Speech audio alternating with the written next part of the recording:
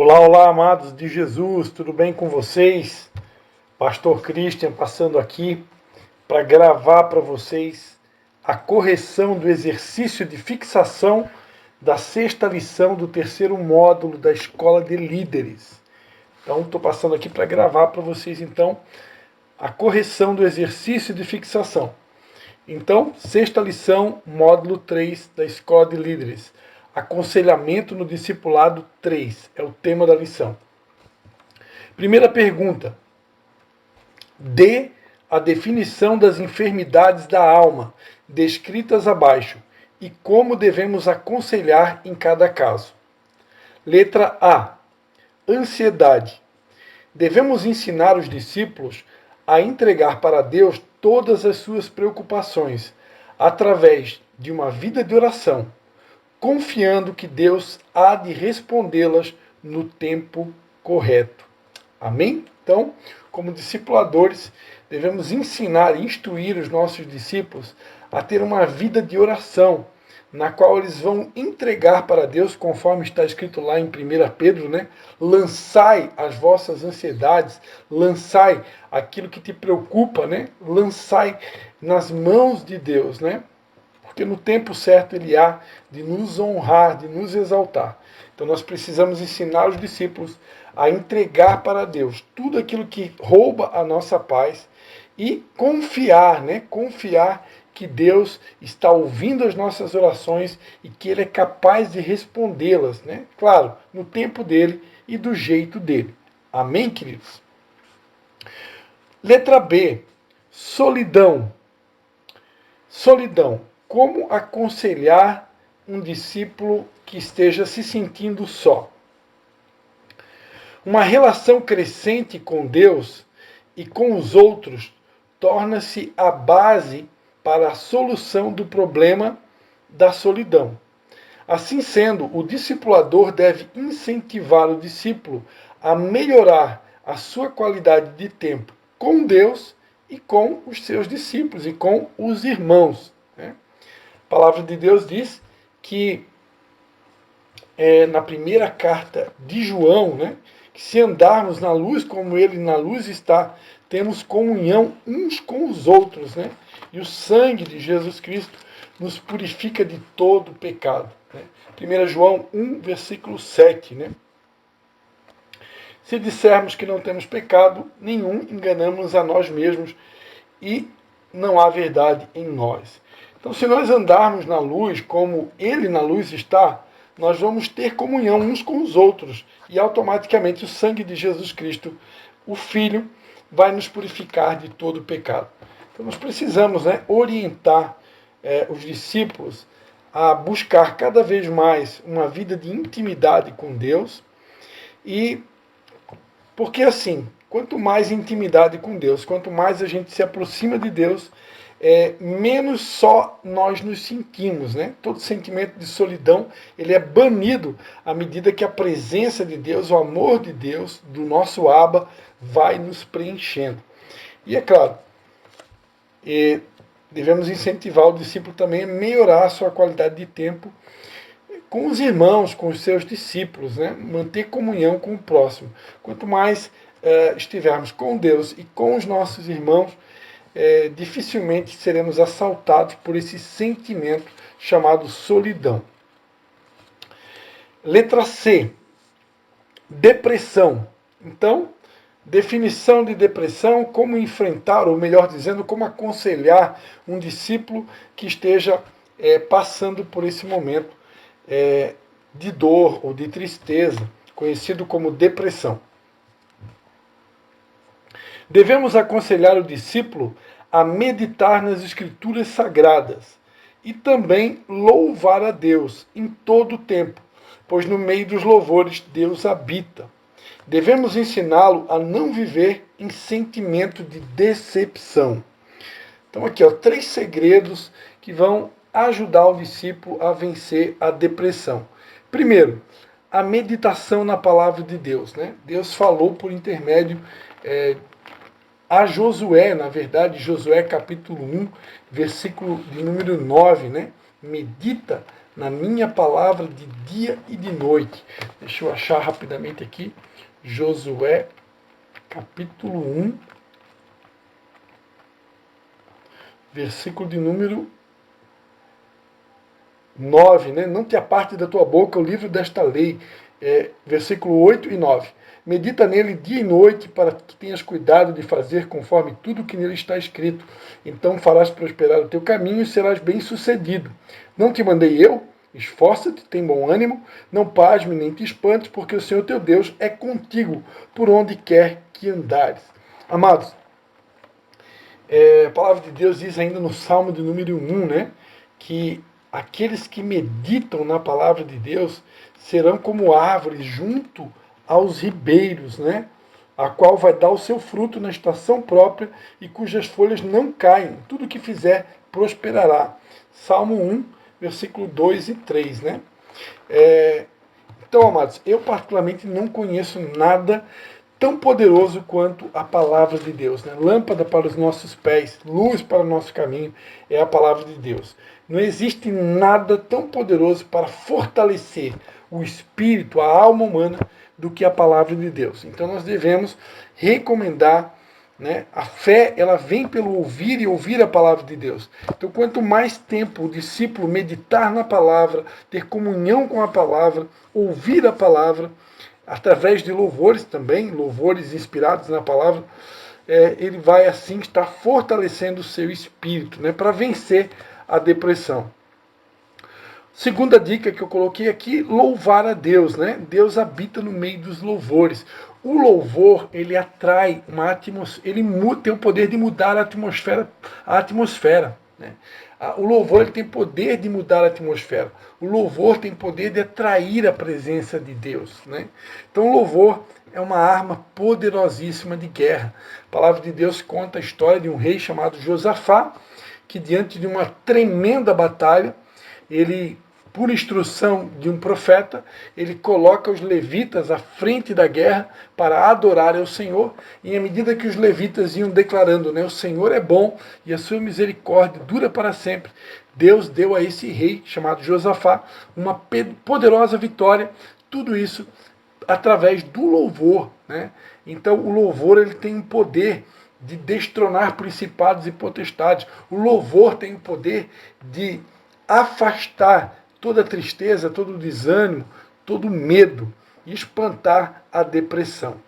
E a terceira dica que eu coloquei aqui devemos ensinar o discípulo a não viver em sentimento de decepção. A palavra decepção, amados, ela está muito ligada à palavra desapontamento. Eu nunca me esqueço, uma vez lendo um livro da pastora Joyce Meyer, e eu não tenho certeza, mas eu acredito até que o tema do livro era como vencer a depressão. E uma das dicas ali que a pastora Joyce Meyer coloca é que a pessoa que vive desapontada com o ser humano, ou decepcionada, ou que vive em sentimento de decepção, ela se compara a um lápis que perdeu a ponta, né? Quando você utiliza essa palavra desapontado, que vem de desapontamento, ela traz à memória a figura de um lápis sem a ponta. Eu pergunto para você, para que serve um lápis com a ponta quebrada? Para nada, absolutamente nada, não é verdade? Então, enquanto você está desapontado, né, enquanto você está decepcionado com o ser humano e por isso você não consegue ir para frente, você fica estacionado, né? Você acaba perdendo a sua capacidade de ser sal da terra e luz do mundo. Então, a recomendação é: perdoe rápido, supere o sentimento de desapontamento, de decepção, até mesmo para com Deus, porque às vezes nós ficamos decepcionados com Deus, né? Desapontados com Deus e magoados com Deus. Enquanto não perdoamos a Deus, não devolvemos a confiança para Deus e também para com o nosso semelhante, nós ficamos literalmente sem função no reino de Deus, ficamos estacionados. Então a recomendação é: perdoe rápido, perdoe Deus, perdoe o teu próximo, aceite que o teu semelhante é humano e sujeito a falhas, assim como você, e decida devolver a confiança para Deus, para o próximo, supere o sentimento de decepção, desapontamento e, com certeza, esta monstra chamada depressão, não vai alcançar a tua vida. Amém? Então aí, dicas para superar a depressão. Número 2. Como aconselhar? Pessoas que praticam sexo fora do casamento, que é viver em fornicação. Então, letra A. Como que eu vou aconselhar uma pessoa que pratica o sexo fora do casamento, que é a mesma coisa que viver em fornicação? Devemos orientá-los deixando claro que nosso corpo é templo do Espírito Santo e, por isso, devemos zelar por uma vida de santidade. Então, amados, temos que orientar as pessoas, né, que o nosso corpo é templo do Espírito Santo. Então, uma vez que uma pessoa pratica o sexo fora do casamento, vive em fornicação, ela está pecando contra o templo do Espírito Santo. Ela está tornando imundo o templo do Espírito Santo. E nós devemos zelar, né, pelo templo do Espírito. Afinal de contas, a palavra de Deus diz que aqueles que não zelam pelo templo do Espírito, o Senhor nos destruirá. Tem uma passagem que eu gosto muito também, que está na primeira carta de Tessalonicenses, capítulo 4, 1 Tessalonicenses, capítulo 4, que diz assim, a partir do versículo 3, esta é a vontade de Deus para a vossa santificação, que vos abstenhais da prostituição, que cada um de vocês saiba possuir o próprio corpo em santificação e honra, não no desejo da lascívia como dos gentios, que não conhecem a Deus. Né? Depois, no versículo 7, pois Deus não nos chamou para a impureza, mas para a santificação.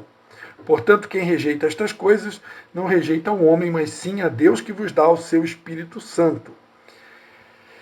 Então, aqui algumas recomendações, né? Deus nos chamou para a santificação. Então, uma pessoa que compreende que foi chamada por Deus para uma vida de santidade, que o corpo dela deve ser apresentado em honra a Deus, ela deve realmente se abster da prática sexual fora do casamento, sabendo que isso vai entristecer o Espírito Santo, vai manchar a sua conduta para com Deus, um Deus que é santo e nos chama para a santificação e uma vida de santidade. Letra B. Pessoas com problemas sexuais no casamento. Como aconselhar uma pessoa com problema sexual no casamento? Precisamos identificar a causa do problema. O que está gerando o problema sexual no casamento? É a ansiedade? É o estresse? É a insônia? Né? Excesso de trabalho de algum dos cônjuges? Né?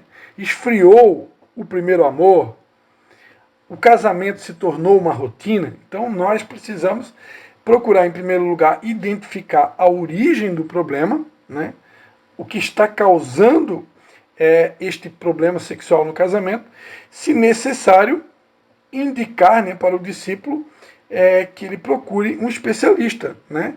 De repente um médico especialista ou um sexólogo, uma sexóloga de preferência cristã, que é especializado no assunto para poder lhe orientar. Amém, queridos? Então, é assim que nós devemos proceder. Amém? Letra C. Pessoas envolvidas em práticas sexuais. Como orientar, aconselhar uma pessoa envolvida em práticas homossexuais, melhor dizendo? Primeiramente, devemos respeitar essas pessoas, né, porque o amor tudo suporta, tudo sofre, tudo crê, tudo espera. Se eu estou em amor, eu devo apresentar respeito para com essas pessoas. No entanto, deixar claro que nós não podemos consentir com aquilo que a palavra de Deus condena, conforme está escrito em Romanos, capítulo de número 1. Então nós não podemos consentir com a união de duas pessoas do mesmo sexo, pois Deus condena tal ato. Né? Então, eu tenho que. É aquela história, né, de amar o pecador, mas repudiar o pecado. Né? Olha só o que a palavra de Deus diz em Romanos capítulo 1.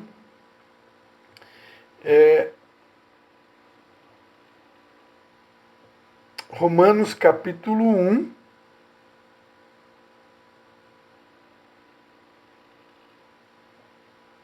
Versículo 27. Semelhantemente, também os homens, deixando o uso natural da mulher, inflamaram-se em sua sensualidade uns para com os outros, homem com homem, Romanos 1, 27, cometendo torpeza e recebendo em si mesmos a penalidade devida ao seu erro. Né? E como eles não se importaram de ter conhecimento de Deus, ele os entregou um sentimento pervertido para fazerem coisas inconvenientes. Estão cheios de toda iniquidade, prostituição, malícia, avareza, maldade, inveja, homicídio, contenda, engano e malignidade. Né? E aí continua, né? São murmuradores, detratores, aborrecedores de Deus, injuradores, soberbos, presunçosos, inventores de males, desobedientes aos pais e mães, etc, etc. Depois vai dizer, né, que são dignos de morte os que tais coisas praticam, não somente os que fazem, mas que aprovam esse tipo de prática. Então fica claro, amados, aqui em Romanos capítulo 1, que Deus repudia e rejeita totalmente esse tipo de comportamento, né? Comportamento homoafetivo, seja homossexual, bissexual, transexual, heterossexual. Deus não aprova. Agora, como cristãos, nós devemos amar essas pessoas, né? Devemos amá-la como Jesus amou, amar o pecador e ajudá-las, né? Ajudá-las a encontrar, a alcançar a libertação que vem através de Cristo, que é a palavra de Deus. Né? A palavra de Deus diz: conhecereis a verdade e a verdade vos libertará. Então, quem é a verdade? Jesus, ele é o caminho, a verdade e a vida. Jesus, ele é o verbo, ele é a própria palavra. Então, à medida que nós levamos essa pessoa a se aproximar cada vez mais de Jesus Cristo, da sua palavra, os dois são a mesma coisa, à medida que essa pessoa está em contato com a exposição da palavra, a palavra vai lhe libertar. Né? Então, devemos respeitar a pessoa, amá-la, instruí-la acerca da palavra de Deus e ajudá-la no seu processo de aproximação cada vez maior de Deus e da sua palavra. Porque à medida que ela vai sendo alcançada pela palavra, a palavra nos limpa, a palavra nos purifica, a palavra nos cura e a palavra nos liberta. Amém? Então é desse jeito. Conhecereis a verdade e a verdade vos libertará. Muitas dessas pessoas, na mente delas, o que elas estão fazendo não é errado. Né? Elas estão convictas que Deus é bom e não tem problema continuar numa prática homoafetiva. No entanto, isto não é verdade. Né? Deus não está de acordo com a identidade de gênero, como querem nos ensinar, né? A ideologia de gênero. Isso não está de acordo com a palavra de Deus. Amém, queridos? Deus não criou dessa forma. Deus criou macho e fêmea, homem e mulher. Então não existe, Deus não aprova nem a ideologia de gênero, como também não aprova a união de pessoas do mesmo sexo. Isso precisa ficar bem claro, que é condenado pela palavra de Deus. Mas torna a dizer que devemos amar e respeitar essas pessoas e conduzi-las a Jesus, que é aquele que é capaz de libertar o ser humano de todo e qualquer tipo de prática condenada pela palavra de Deus. Finalmente, questão número 3. A eficiência do aconselhamento no discipulado está relacionada com o quê? Então, vou repetir. A eficiência do aconselhamento no discipulado está relacionada com o quê? Resposta: com o quanto o discipulador conhece o estado do discípulo, quanto mais intimidade com ele, melhor. Né? E eu diria também, quanto mais o discipulador ele conhece a Deus, mantém uma vida de intimidade com Deus e com a sua palavra, amados, a palavra de Deus, como a gente já aprendeu durante a lição, ela é a bússola, né? Com a inspiração e a instrução que vem do Espírito Santo, que nos faz lembrar de todas as coisas, a palavra de Deus continua sendo a bússola, né? O nosso livro de regra e de manual de conduta para o cristão. Não existe nada mais poderoso e orientador no aconselhamento do que a palavra de Deus. Então, a eficiência no aconselhamento está relacionada no tanto quanto o discipulador, o líder, ele conhece a palavra, mantém uma vida de intimidade com Deus, e o quanto ele mantém intimidade também em relacionamento com o discípulo. Quanto mais ele conhece o discípulo em profundidade, quanto mais intimidade ele tem com Deus e também com o discípulo, mais facilidade ele vai encontrar na hora de orientar, de escolher as palavras certas, de escolher os versículos corretos para instruir e orientar essa pessoa. Amém? Nós sabemos, né, que existem denominações cristãs que têm o hábito de trocar de líder, trocar de pastores de tempos em tempos, né? E acabam fazendo remanejamento destes pastores constantemente. Eu respeito, né, as denominações que têm essa prática. Eu vejo uma vantagem nisso, que os discípulos acabam não se apegando demais ao líder, né? Mas há um prejuízo nessa prática. Os líderes, os pastores, eles não conseguem alcançar essa intimidade profunda do discípulo.